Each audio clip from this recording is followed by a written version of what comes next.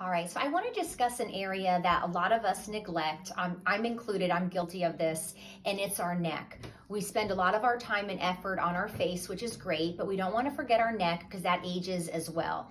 So the product I love is this by SkinCeuticals. It's the Tripeptide Neck Repair.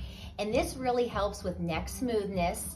It helps with firmness, skin crepiness, and it's going to really help give you an overall more youthful look on your neck.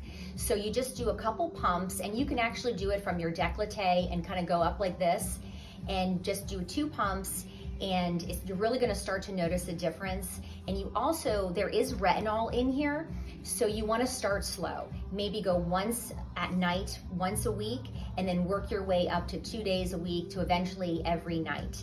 And if it's too drying or too much because of the retinol, always put a little bit of moisturizer on top of it.